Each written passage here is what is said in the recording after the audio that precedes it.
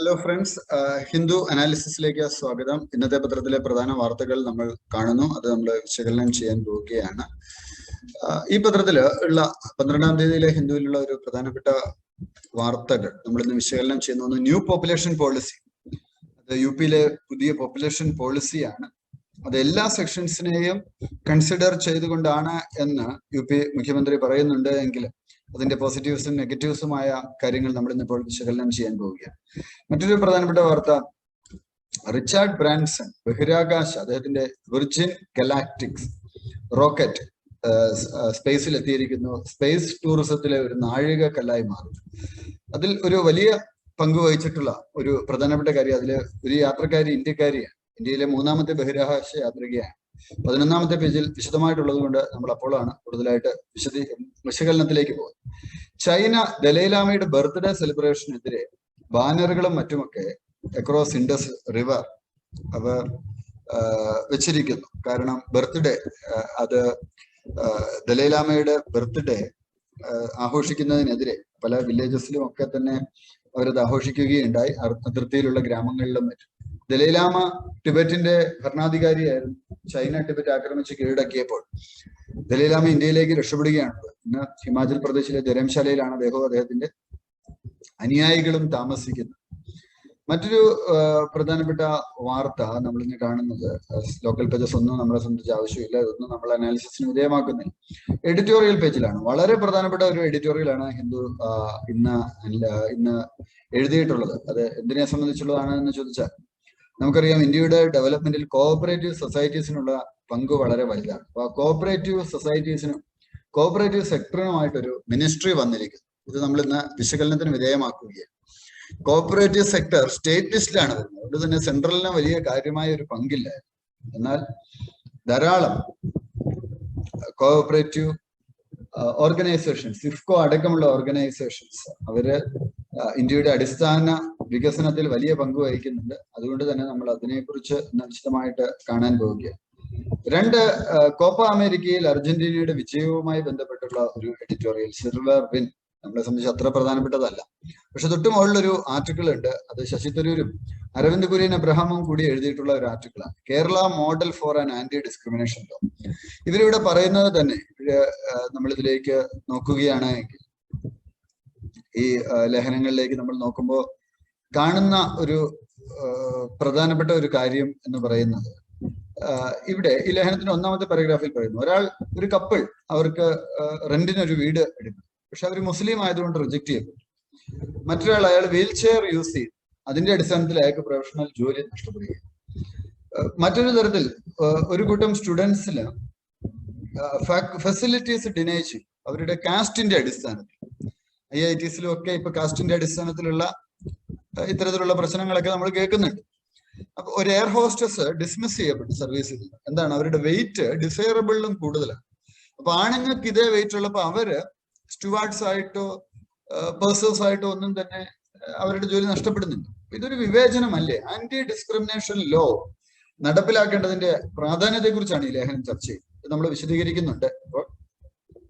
ഒപ്പം ഒരു shaping a trilateral as Rome looks into the Indo Pacific. ഇറ്റലിയും Indo പസഫിക്കിൽ ഒരു പ്രധാനപ്പെട്ട പങ്ക് വഹിക്കുവാൻ ആഗ്രഹിക്കുന്നു. ഇൻഡോ പസഫിക്കിൽ ഇന്ത്യയുടെ ഒരു സ്വാധീനം വർദ്ധിച്ചു വരികയാണ്, പ്രത്യേകിച്ചും കോഡ് പോലുള്ള അസോസിയേഷൻസ് വന്നപ്പോൾ. അപ്പോൾ റോമും അവിടെ ജപ്പാനും ഇന്ത്യയുമായിട്ടൊക്കെയുള്ള ഒരു സഹകരണം തേടുന്നു. അതിന്റെ ഒരു അനാലിസിസ് ആണ് വാർത്ത നമ്മൾ വിശകലനത്തിന് വിധേയമാക്കും. അപ്പം tapping on potential of the youth, ഇന്ത്യയുടെ വെൽഫെയറിന്, ഇന്ത്യയുടെ ചെറുപ്പക്കാരുടെ ക്രിയേറ്റിവിറ്റി നമ്മൾ വ്യക്തമായിട്ട് ഉപയോഗപ്പെടുത്തേണ്ടതുണ്ട്. അതിനെക്കുറിച്ചുള്ളതാണ് മറ്റൊരു വാർത്ത. ചൈനീസ് പ്രൊട്ടസ്റ്റ് നമ്മൾ മുമ്പ് ചർച്ച ചെയ്തതാണ്. IT റൂള് അത് എൻഡ് യൂസേഴ്സിനെ പ്രൊട്ടക്ട് ചെയ്യും എന്നുള്ളതാണ് മിനിസ്റ്റർ പറഞ്ഞിട്ടുള്ളത്. Ashwini Vaishnaw IT and communication മിനിസ്റ്ററാണ്. ഒപ്പം HAL, ഹിന്ദുസ്ഥാൻ എയറോനോട്ടിക്സ് ലിമിറ്റഡ്, ഒരു പ്രധാനപ്പെട്ട സ്ഥാപനമാണ്. അവര് 3 ലൈറ്റ് കോമ്പാക്ട് ഹെലികോപ്റ്റേഴ്സ് ഇന്ത്യൻ എയർഫോഴ്സിന് നൽകുകയാണ്. ഇത് തദ്ദേശീയമായി വികസിപ്പിച്ചെടുത്തിട്ടുള്ളതാണെന്നുള്ളത് നമുക്ക് അഭിമാനം പകരുന്ന ഒരു കാര്യം. അപ്പോ അത് പിന്നെ മറ്റൊരു കാര്യം, ബുദ്ധ സ്തൂപ അത് വെള്ളത്തിൽ ആയി. അത് എവിടെയാണെന്ന് ചോദിച്ചാൽ ബീഹാറിലെ കേസാരിയയിലാണ്. ഈ ബുദ്ധസ്തൂപയുടെ ഒരു പ്രത്യേകത, കേസാരിയയിലുള്ള ബുദ്ധസ്തൂപ കറണ്ട് അഫയേഴ്സുമായി ബന്ധപ്പെട്ട് നമുക്ക് ആർട്ട് ആൻഡ് കൾച്ചർ അല്ലെങ്കിൽ ആൻഷ്യൻ ഹിസ്റ്ററി ആയിട്ട് ബന്ധപ്പെട്ടതാണ്. ഇത് 250 BC അശോകയുടെ കാലഘട്ടത്തിൽ ഉള്ള ഒരു സ്തൂപമാണ്. അശോക പില്ലർ ഇവിടെ നിന്ന് ഒരെണ്ണം കണ്ടെടുത്തിട്ടുണ്ട്. ദേവാലയ എന്നാണ് ലോക്കൽ ആളുകൾ ഇതിനെ പറയുന്നത്. ഹൗസ് ഓഫ് ഗോഡ്സ്, ദൈവത്തിന്റെ ആലയം. പ്രധാനപ്പെട്ടതാണ്. അപ്പം കാണ്ഡഹാർ ഇവാക്യുവേഷൻ ടെമ്പററി എന്നാണ് മിനിസ്ട്രി ഓഫ് എക്സ്റ്റേണൽ അഫയേഴ്സ് പറയുന്നത്. കാണ്ഡഹാറിലെ നമ്മുടെ സ്റ്റാഫിനെയൊക്കെ നമ്മൾ മാറ്റി. അവിടെ അടുത്ത താലിബാനുമായിട്ട് യുദ്ധം നടക്കുന്നുണ്ട്. അതിന്റെ അടിസ്ഥാനത്തിലാണ് മാറ്റിയത്. അപ്പോൾ അതിനെ കുറിച്ച് പറയുന്നു.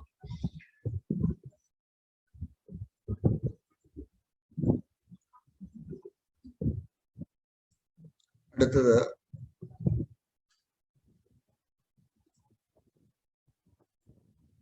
പൂരി ആനുവൽ രഥയാത്രയെ കുറിച്ചാണ്. ഇത് പൂരി ടെമ്പിളിനെ കുറിച്ചൊക്കെ ഇവിടെ പരാമർശിക്കുന്നുണ്ട്. ആർട്ട് ആൻഡ് കൾച്ചറിൽ പ്രധാനപ്പെട്ടതാണ് പൂരി ജഗന്നാഥ് ടെമ്പിൾ. 12ാം നൂറ്റാണ്ട് മുതൽ പണി കഴിപ്പിച്ചിട്ടുള്ള ലോർഡ് ജഗന്നാഥയുടെ ഒരു ടെമ്പിളാണ്. അവിടെ എല്ലാ വർഷവും ഈ ചാരിയറ്റ് മഹോത്സവം, രഥയാത്ര നടക്കുന്നുണ്ട്. ആർട്ട് ആൻഡ് കൾച്ചറും ഒക്കെ ആയിട്ട് ബന്ധപ്പെട്ട് പ്രധാനപ്പെട്ട ഒരു കാര്യമാണ്. ഇത്രയും Kabul airport get anti missile system. ഇപ്പോൾ താലിബാന്റെ ഒക്കെ ഒരു ഭീഷണിയുണ്ട്. ആ സാഹചര്യത്തിലാണ് Richard Branson take off first space tourism race വാർത്ത വിശദീകരിച്ച് കൊടുത്തിട്ടുണ്ട്. ബാന്ദ്ല ഇന്ത്യയിൽ നിന്നുള്ള 3ാമത്തെ വിമനായി. അതിനു മുമ്പ് പോയിട്ടുള്ളത് സുനിത വില്യംസും കൽപ്പന ചൗളയുമാണ്. അതിനുശേഷം ബാന്ദ്ല 3ാമത്തെ വനിതയായി മാറിയിരിക്കുന്നു. ഇതൊക്കെയാണ് വാർത്തകൾ. ഇത് നമ്മൾ വിശദീകരിക്കുകയാണ്. അപ്പം അർജന്റീനയ്ക്ക് Copa America beats Brazil to 28-year title drought എന്നുള്ള ഒരു വാർത്ത. Lionel Messi finally sheds tears of joy. അദ്ദേഹത്തിന്റെ രാജ്യം ഒരു മികച്ച, ഒപ്പം ഡോജോവിക് അദ്ദേഹം നൊവാക് ഡോജോവിക് അദ്ദേഹം ടെന്നീസ് ഹിസ്റ്ററിയിൽ അദ്ദേഹം ഗ്രാൻഡ് സ്ലാം വിൻ ചെയ്തു എന്നുള്ള മറ്റൊരു വാർത്ത. 3rd സ്ട്രേറ്റ് വിംബിൾഡൺ അച്ചീവ് ചെയ്തിരിക്കുകയാണ്. അപ്പോ ആ വാർത്തയും കാണുക. നമ്മൾ ഇനി വിശകലനത്തിലേക്ക് പോകും. 12ാം തീയതിയിലെ ഹിന്ദു 12/7 ഹിന്ദുവിന്റെ അനാലിസിസിലേക്ക് നമ്മൾ കടക്കുകയാണ്. ഓരോ വാർത്തകളും അവയുടെ വിശദമായ വിശകലനങ്ങളിലേക്കും നമ്മൾ കടക്കുന്നു. നിങ്ങൾക്കത് കാണാൻ സാധിക്കും എന്നാണ് ഞാൻ കരുതുന്നത്. Uttar Pradesh government launched States population policy 2021-2030. ഈ പോളിസിയിൽ ടോട്ടൽ ഫെർട്ടിലിറ്റി റേറ്റ് ഇപ്പൊ 2.7 എന്നുള്ളത് 2030 2.1 ആക്കി കുറയ്ക്കണം. കോൺട്രാസെപ്റ്റീവ് മെഷേഴ്സ് വളർത്തുവാൻ അവർ ആഗ്രഹിക്കുന്നുണ്ട്. മെറ്റേണൽ മോർട്ടാലിറ്റി 197 നിന്ന് 150 98 കുറയ്ക്കാൻ ആഗ്രഹിക്കുന്നു. ഇൻഫന്റ് മോർട്ടാലിറ്റി 43 നിന്ന് 32 പിന്നീട് 22 കുറയ്ക്കാനാണ് ആഗ്രഹിക്കുന്നത്. അണ്ടർ 5 ഇൻഫന്റ് മോർട്ടാലിറ്റി 47 നിന്ന് 35 25 കുറയ്ക്കാൻ ഉദ്ദേശിക്കുന്നു.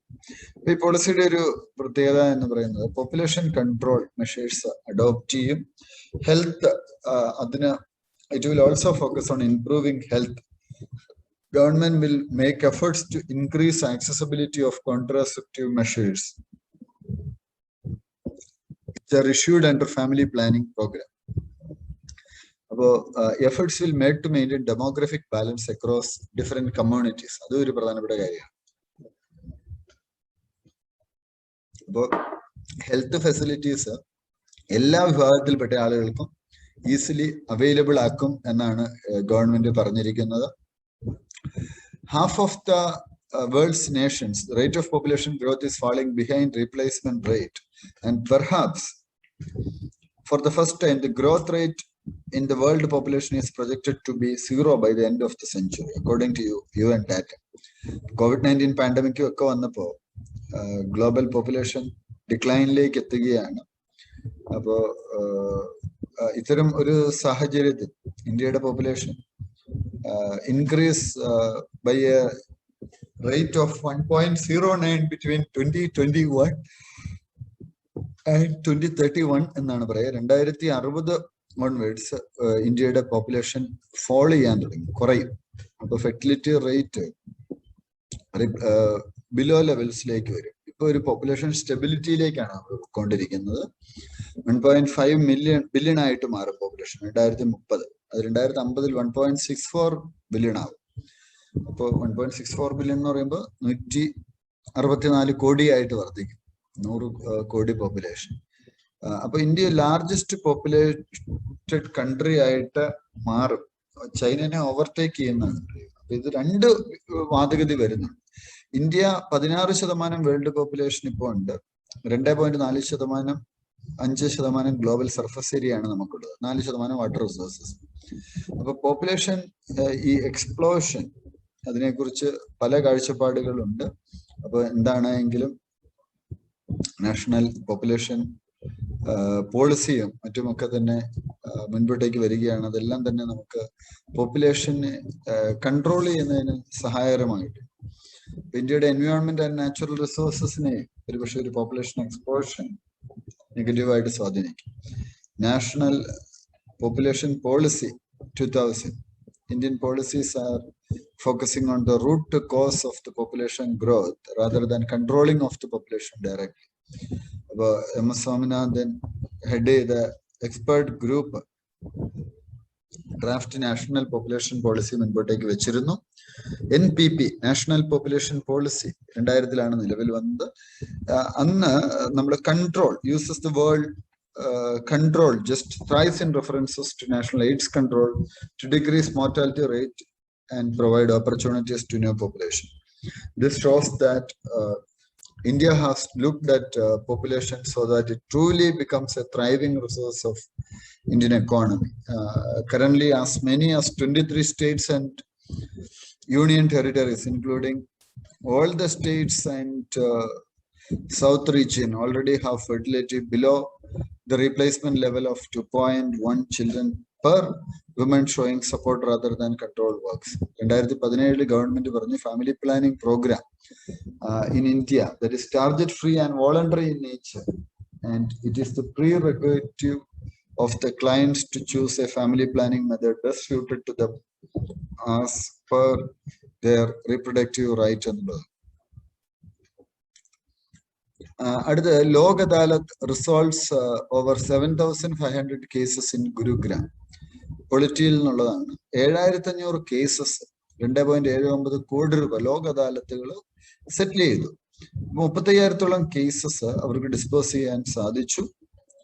കേസസ് ഉണ്ടായിരുന്നു, അതിൽ തന്നെ 7,522 കേസസ് ഡിസ്പോസ് ചെയ്തു എന്നാണ് പറയുന്നത്. Lok Adalat 42ാം constitutional amendment act പ്രകാരം വന്നതാണ്. അതില് article 39A equal justice and free legal aid എന്നുള്ള ഒരു ആശയം മുൻപോട്ടേക്ക് വന്നു. അപ്പൊ ലീഗൽ സർവീസസ് അതോറിറ്റീസ് ആക്ട് 1987 നിലവിൽ വന്നു. അതിന്റെ അടിസ്ഥാനത്തിൽ was enacted by parliament and it came into force in 1995. ഈ ആക്ട് എന്താ ചെയ്യുന്നത്? Free and competent legal services, നിയമസഹായം സാധാരണക്കാർക്ക് നൽകും ലോക് അദാലത്തുകൾ വഴിയായിട്ട്. അപ്പോ ലോക് അദാലത്തിന്റെ സിഗ്നിഫിക്കൻസ് എന്താണ്? നാഷണൽ ജുഡീഷ്യൽ ഡാറ്റ ഗ്രിഡിൽ 16.9% കേസസ് ഡിസ്ട്രിക്ട് അല്ലെ താലൂക്ക് കോടതിയിലുള്ളത് 3 വർഷം മുതൽ 5 വർഷം വരെ പഴക്കമുള്ളത്. ഹൈക്കോടതിയിലുള്ള കേസസിലാണെങ്കിൽ പലതും 5 മുതൽ 10 വർഷം വരെ പഴക്കമുള്ളതാണ്. 17% 10 മുതൽ 20 വർഷം വരെ പഴക്കമുള്ളതാണ്. ഇപ്പൊ കേസുകൾ ഇങ്ങനെ കെട്ടിക്കിടന്നാൽ justice delayed is justice denied എന്ന് പറയാറുണ്ട്. ലോക അദാലത്തുകൾ വഴി എക്കണോമിക്കലി അഫോർഡബിൾ ആണ്, നോ കോർട്ട് ഫീസ്, അങ്ങനെ ഒന്നും തന്നെ ഇല്ല. അതുകൊണ്ട് തന്നെ കേസസ് നമുക്ക് പെട്ടെന്ന് സെറ്റിൽ ചെയ്യാൻ സാധിക്കും. അവർക്ക് കോടതിയുടെ പവറും ഉണ്ട്. അപ്പോ ഇതൊരു നല്ല നടപടിക്രമമാണ്. ലോക് അദാലത്തുകൾ കൂടുതലായിട്ട് നടപ്പിലാക്കണം. കൺസേൺ എന്താന്ന് ചോദിച്ചാൽ Lok Adalat is purely conciliatory and it has no adjudicatory or judicial function. അവരൊരു ഒത്തുതീർപ്പിൽ എത്തിക്കുകയാണ്, അല്ലെങ്കിൽ കോമ്പൻസേഷൻ കൊടുക്കുന്നു, ഈ ഒരു തലത്തിലേക്കാണ് എത്തിക്കുന്നത്. അപ്പോ ഒരു ജുഡീഷ്യൽ ഫംഗ്ഷൻ അല്ലെങ്കിൽ അഡ്ജുഡിക്കേറ്ററി ഫംഗ്ഷൻ എല്ലാം നടത്തുന്നത് എന്നുള്ളൊരു പ്രശ്നമാണ്.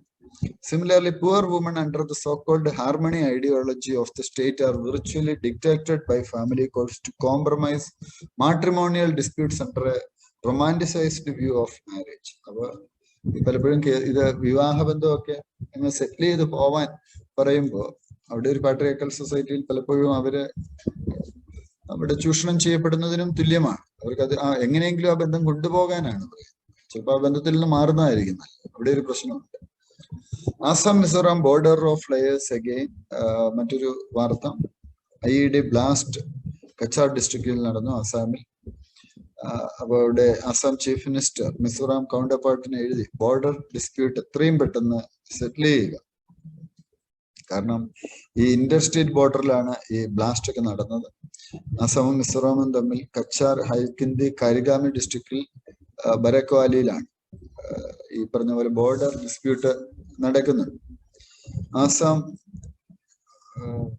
Mizoram border dispute. Mizoram shares 123 kilometre, 123 കിലോമീറ്ററോളം ബോർഡർ ആസാമുമായിട്ട് അവര് ഷെയർ ചെയ്യുന്നുണ്ട്. അപ്പൊ അവിടെ ഡിസ്പ്യൂട്ടും നിലനിൽക്കുന്നുണ്ട്. ലൂഷായ് ഹിൽസ്, അവിടെയും ഡിസ്പ്യൂട്ട് നിലനിൽക്കുന്നുണ്ട്. അപ്പൊ ഡിസ്പ്യൂട്ടുകളെല്ലാം തന്നെ സോൾവ് ചെയ്യപ്പെടണം എന്നുള്ളതും പ്രധാനപ്പെട്ട ഒരു കാര്യമാണ്. Pressure fuse points to Pakistani. Pressure fuse points used in the bombs dropped on the Indian Air Force Station Jammu through drones in a first of its kind attack in India indicates that some elements of Pakistan Army or the ISI helped terror groups Lashkar-e-Taiba in fabricating IEDs. Improvised explosive device ഇതുണ്ടാക്കുന്നതിന് ലഷ്കർ-ഇ-തൈബയുടെ സഹായം ഇവർക്ക് ലഭിച്ചിട്ടുണ്ട് എന്നുള്ളതാണ് കാണുന്നത്. എന്താണെങ്കിലും India ശക്തമായിട്ട് പ്രതികരിച്ചു. Kabul airport gets anti missile system. IR വളരെ പ്രധാനപ്പെട്ടതാണ്. കാരണം അഫ്ഗാനിസ്ഥാനില് താലിബാൻ അവര് ശക്തി തെളിയിച്ചുകൊണ്ട് ഇരിക്കുന്നു. അവിടെ അഫ്ഗാനിസ്ഥാനിൽ എയർപോർട്ടിലും മറ്റുമൊക്കെ ആന്റി മിസൈൽ സിസ്റ്റം കിട്ടിയിരിക്കുന്നത് അവർക്ക് ഒരു പരിധി വരെ താലിബാനെ നേരിടുന്നതിന് സഹായകരമാണ്. US military installed several CRAMs, counter rocket artillery mortar systems across its bases, including at Bagram. അപ്പോൾ തീർച്ചയായിട്ടും ഇതൊരു നല്ല നടപടിയാണ്. ഒരു പരിധിവരെ നമുക്ക് താലിബാനിൽ നിന്നുള്ള ഭീഷണിയെ നേരിട്ട് മാത്രമേ സാധിക്കുകയുള്ളൂ. റിച്ചാർഡ് ബ്രാൻസൺ സ്പേസ് ടൂറിസ്റ്റായി പോയിരിക്കുന്നു. GS3 science and ടെക്നോളജിയിലുള്ള. അടുത്തത് പോകുന്നത് ജെഫ് ബസോസ് ആണ്. 71 വയസ്സുള്ള റിച്ചാർഡ് ബ്രാൻസൺ. അദ്ദേഹം വിർജിൻ ഗലാക്ടിക് സ്പേസ് ടൂറിസം കമ്പനിയെ റെപ്രസെന്റ് ചെയ്താണ് പോയിരിക്കുന്നത്. Indian origin aeronautical engineer Sirisha ബന്ദ്ലായും അദ്ദേഹത്തിന്റെ ഒപ്പമുണ്ട്. രണ്ടുപേരും കൂടി 88 കിലോമീറ്റർ ന്യൂ മെക്സിക്കോ ഡെസേർട്ടിന് മുകളിലാണ് പോയിട്ടുള്ളത്. അവർക്ക് 3 to 4 minutes വെയ്റ്റ്ലെസ്നെസ് അവർ ഫീൽ ചെയ്തു. കർവേച്ചർ ഓഫ് ദി എർത്ത് അവർ കണ്ടു. എന്നിട്ട് അവര് തിരിച്ച് എത്തി എന്നുള്ളതാണ് കാണുന്നത്. അപ്പൊ സിരീഷ ബന്ദ്ല ഇന്ത്യയിൽ നിന്നുള്ള 3ാമത്തെ വനിതയാണ്. കൽപ്പന ചൗളയും സുനിത വില്യംസുമായിരുന്നു മുൻപ്. വിംഗ് കമാൻഡർ രാകേഷ് ശർമ്മയാണ് ആദ്യത്തെ ഇന്ത്യക്കാരനെന്ന് നമ്മൾ തൊട്ടുമുമ്പ് കാണുകയുണ്ടായി. സ്പേസ് ടൂറിസം കമ്പനിയുടെ പേരൊക്കെ ഒന്ന് ശ്രദ്ധിക്കുക. Virgin Galactic space tourism company. ഇതൊരു വലിയൊരു പോസിബിലിറ്റിയാണ്. 2.4 million പീപ്പിൾ അവരത്ര ഒരു ഫ്ലൈറ്റ്സ് ആഗ്രഹിക്കുന്നുണ്ട്. So this a big business.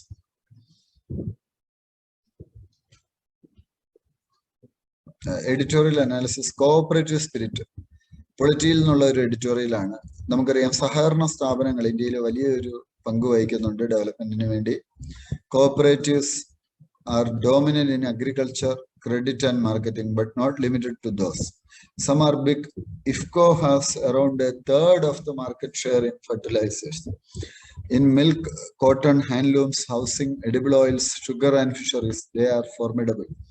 As market conditions are evolving, cooperatives in states such as Kerala have got into complex operations, running IT parks and medical colleges. കേരളത്തിലൊക്കെ ഈ സഹകരണ സ്ഥാപനങ്ങൾ IT പാർക്കുകളും medical കോളേജുകളും വരെ run ചെയ്യുന്നുണ്ട്.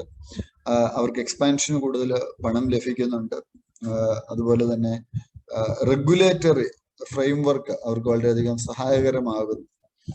Legal architecture of the sector began evolving since 1904 under colonial rule. And in 2002, the Multi-State Cooperative Societies Act pass ചെയ്യപ്പെട്ടു. അപ്പോൾ രാജ്യത്തിന്റെ ഡെവലപ്മെന്റിന് വേണ്ടി പലപ്പോഴും ഇത് സഹായകരമാവുന്നുണ്ട്. കോപ്പറേറ്റീവ്സ് സ്റ്റേറ്റ് ലിസ്റ്റിലാണ് വരുന്നത് കോൺസ്റ്റിറ്റ്യൂഷനിൽ. അതൊരു പ്രധാനപ്പെട്ട പോയിന്റ് ആണ്, ശ്രദ്ധിക്കുക. അപ്പോൾ The center will have to innovate it to provide legal sanctity for the new ministry. അപ്പോൾ ഇതിന്റെ ഒരു context alongside the state and the market cooperatives play vital role. അപ്പൊ creation of a new union ministry to oversee cooperative sector will redeem it from negligence എന്നുള്ളതാണ്. ഒരു union ministry develop ചെയ്യപ്പെടുന്നു അതിനുവേണ്ടി തന്നെ. അപ്പൊ ആ ഏരിയയുടെ ഒരു ഡെവലപ്മെന്റ് തീർച്ചയായിട്ടും സംഭവിക്കും. മിനിസ്ട്രിയുടെ ഒരു ഒരു purpose to concentrate even more powers in the hands of the centre. അപ്പോ ഈ സെന്ററിന് ഇവിടെ കുറച്ചുകൂടി പവർ ഈ ഒരു കാര്യത്തിൽ ലഭിക്കും എന്നുള്ളതിൽ സംശയം വേണ്ട. അപ്പോ ഹിന്ദു എഡിറ്റോറിയലിലും ചർച്ച ചെയ്യുന്നത് ഈ കാര്യങ്ങളൊക്കെ തന്നെയാണ്. ദ ന്യൂ മിനിസ്ട്രി ഇന്ത്യയുടെ കാറ്റലിസ്റ്റ്, അതൊരു കാറ്റലിസ്റ്റ് ആയിരിക്കും വളർച്ചയ്ക്ക് എന്നുള്ളതാണ് സൂചിപ്പിക്കുന്നത്. അപ്പൊ ശശി തരൂർ എഴുതിയ ലേഖനം നമ്മൾ ഇന്ന് ചർച്ച ചെയ്യുന്നു. ഡിസ്ക്രിമിനേഷൻ ഒരു വലിയ പ്രശ്നമാണ്, ഒരു സൊസൈറ്റി നേരിടുന്ന പ്രശ്നമാണ്. Gender, sexual orientation, eating preferences, housing societies, residence association, ഇങ്ങനെ പലരും പലതരത്തിലുള്ള ഈ ഡിസ്ക്രിമിനേഷൻ കൊണ്ടുവരുന്നു. അപ്പൊ recent research centre report confirmed that a substantial member of Indians prefer not to have a person from a different religious community as the name.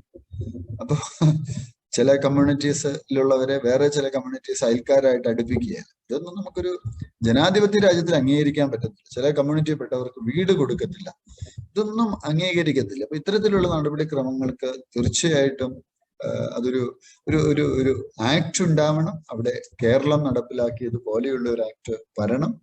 അതുപോലെ lesbian, ഗേ, bisexual, transgender തുടങ്ങിയ കമ്മ്യൂണിറ്റീസിലുള്ളവരും ഇത്തരത്തിലുള്ള കാര്യങ്ങൾ നേരിടുന്നുണ്ട്. അപ്പൊ അതിനൊക്കെയുള്ള ലീഗൽ റെമഡീസ് ആവശ്യമാണ്.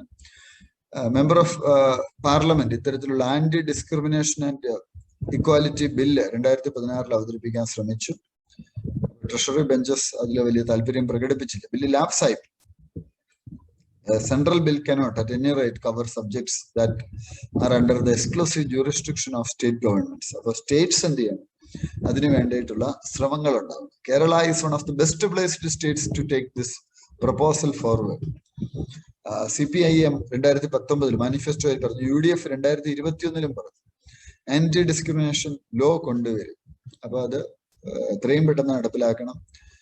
പ്രൊഫസർ തരുൺ ഖൈതാൻ ഓക്സ്ഫോർഡ് യൂണിവേഴ്സിറ്റിയിൽ അദ്ദേഹത്തിന്റെ അസിസ്റ്റൻസോടുകൂടി ഒരു ആന്റി ഡിസ്ക്രിമിനേഷൻ ബില്ല് കൊണ്ടുവന്നിട്ടുണ്ട്. കേരള ഗവൺമെന്റ് ഇത് നടപ്പിലാക്കണം, അതിനുവേണ്ട കാര്യങ്ങൾ കൊണ്ടുവരണം. അപ്പോൾ ഏതെങ്കിലും തരത്തിൽ ആളുകളെ ഡിസ്ക്രിമിനേറ്റ് ചെയ്യുന്നത് അനുവദിക്കുന്നു. Kerala equality commission bill establishes A Kerala equality communication. അപ്പൊ പോളിസി റെക്കമെൻഡേഷൻസ് ആ ഒരു കമ്മീഷൻ ഗവൺമെന്റിന് കൊടുക്കും. ഇത്തരത്തിലുള്ള നടപടിക്രമങ്ങളൊക്കെ വരുന്നത് ഒരു സിവിൽ സൊസൈറ്റിയെ സംബന്ധിച്ച് തീർച്ചയായിട്ടും നല്ലൊരു കാര്യമാണ്. ഇൻഡോ പസഫിക്, അവിടെ shaping a trilateral as Rome looks, one of the signs of India's growing centrality in the Indo-Pacific strategic architecture is its burgeoning engagement with the key Western nations. Even countries which have been lackadaisical in their regional outreach so far have begun approach the Indo-Pacific with a new seriousness and have been reaching out to New Delhi. India's weight in Indo-Pacific. ഇന്ത്യയിൽ Indo പസഫിക്കിൽ ഇപ്പൊ code പോലുള്ള അലയൻസിലൊക്കെ India വരികയാണ്. Indo പസഫിക്കില് ചൈനയുടെ ഒരു assertive initiatives ഉണ്ട്. അപ്പൊ അതിനെ തടയിടാൻ India പോലെയുള്ള രാജ്യങ്ങൾക്ക് തീർച്ചയായിട്ടും സാധിക്കും. അതുകൊണ്ട് തന്നെയാണ് ഇറ്റലി പോലെയുള്ള രാജ്യങ്ങളും ഇന്ത്യയായിട്ട് സഹകരിച്ചുകൊണ്ട് ഇൻഡോ പസഫിക്കിൽ ജപ്പാനുമായിട്ട് സഹകരിച്ചുകൊണ്ട് പാർട്ട്ണർഷിപ്പിന്റെ സാധ്യതകൾ കൂടുതലായിട്ട് തേടുന്നത്. A cheque on bad loans, നമുക്കറിയാം ബാഡ് ലോൺ ഒരു എക്കോണമിയെ തകർക്കും. NPA, നോൺ പെർഫോമിംഗ് അസറ്റ്, 3 മാസത്തോളം ഒരു ലോൺ തിരിച്ചടയ്ക്കുന്നില്ല എങ്കിൽ അതിനെ NPA എന്നാണ് പറയുക. അപ്പൊ ഈ NPAs പലപ്പോഴും എക്കോണമിക്ക് തന്നെ വലിയ ഭീഷണിയാണ് സൃഷ്ടിക്കുന്നത്. ഈ ഒരു സാഹചര്യത്തിൽ വലിയ മാറ്റത്തിലേക്ക്, പോസിറ്റീവ് ചേഞ്ചസിലേക്ക് ഒക്കെ തന്നെ നമ്മൾ എത്തേണ്ടതുണ്ട്. അപ്പോ ക്യാപിറ്റൽ പൊസിഷൻ, ബാങ്ക്സിന്റെ ക്യാപിറ്റൽ പൊസിഷൻ എന്താണ്? പലപ്പോഴും റിസ്ക് റേഷ്യോ കൂടിക്കഴിയുമ്പോൾ അവർക്കും തകർച്ചയിലേക്കും മറ്റുമൊക്കെ പോകേണ്ട ഒരു അവസ്ഥയിലേക്ക് വരും. അപ്പോൾ ഈ ഒരു ഘട്ടത്തിൽ ഇപ്പൊ MSME പോർട്ട്ഫോളിയോ ഒക്കെ ബാങ്ക്സിന്റെ റിസ്ക് എലമെന്റ് ആണ്. ഇപ്പൊ അതൊക്കെ ഹൈ പ്രയോറിറ്റി സെക്ടർ ലെൻഡിങ്ങിലേക്ക് വന്നിരിക്കുകയാണ്. അപ്പോ ഈ കൊടുക്കുന്ന ലോണുകൾ പിരിഞ്ഞു കിട്ടുന്നില്ല എന്ന് വന്നാൽ ഒരു പക്ഷെ അവിടെ റിസ്ക് ഫാക്ടർ കൂടുന്നുണ്ട്. അപ്പോൾ going forward, in the absence of regulatory support measures such as moratoriums and standstill on NPA classification, there could be fresh additions to NPAs. But repayment of loans by companies, better recoveries and faster credit growth as the economy picks up could help in keeping NPA under control. Non performing അസറ്റ്സിനെ കൺട്രോളിൽ നിർത്താനുള്ള ശ്രമങ്ങളും രാജ്യത്തുണ്ടാവും.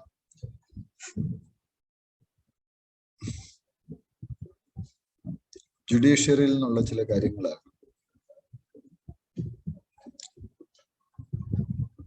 ഈ hang any person who tries to obstruct oxygen supplies to hospitals in Delhi. Delhi high court പറഞ്ഞു, മദ്രാസ് ഹൈക്കോർട്ടും സമാനമായ നടപടികൾ പറയുകയുണ്ടായി. അത്ര ഇമ്പോർട്ടൻ്റ് അല്ല, നിങ്ങൾ ഒഴിവാക്കുകയാണ് ഡിസ്കഷൻ. പ്രാക്ടീസ് MCQs ഉണ്ട്. ചോദ്യങ്ങൾ കാണുക. With reference to sub orbital flight, consider the following statement. They will not be traveling fast enough to orbit Earth once they reach the edge of space. It allows space travelers to experience a few minutes of weightlessness. രണ്ടും ശരിയാണ്. Detailed ആയിട്ടുള്ളത് നമ്മുടെ Telegram ചാനലിൽ answer key കൊടുത്തിട്ടുണ്ട്, നിങ്ങൾ കാണുക. രണ്ടാമത്തെ ചോദ്യം, with reference to Uttar Pradesh population policy 2021-2030 consider the following statements. ഇതിലും രണ്ട് സ്റ്റേറ്റ്മെന്റും ശരിയാണ്. The new policy aims at decreasing the total fertility from 2.7 to 2.1 2026 and 1.7 by 2030. It aims to increase male methods of contraception use from 10.8% to 15.1% by 2026 and 16.4% by 2030. മൂന്നാമത്തെ ചോദ്യം, with reference which of the following. ഈ രണ്ട് ചോദ്യങ്ങളാണ് ഇന്നിപ്പോ നമ്മൾ preliminary ചോദ്യങ്ങളായിട്ട് എടുത്തിട്ടുള്ളത്. ഇതിന്റെ detail answer key അബ്സല്യൂട്ടിന്റെ Telegram ചാനലിൽ നിന്ന് നോക്കുക. നമ്മുടെ മെയിൻ ആൻസർ റൈറ്റിംഗ് പ്രോഗ്രാം ഈ സാറ്റർഡേ ആരംഭിക്കുകയാണ്. ആ പ്രോഗ്രാമിൽ നിങ്ങൾക്കും പങ്കെടുക്കാം. വിജയാശംസ.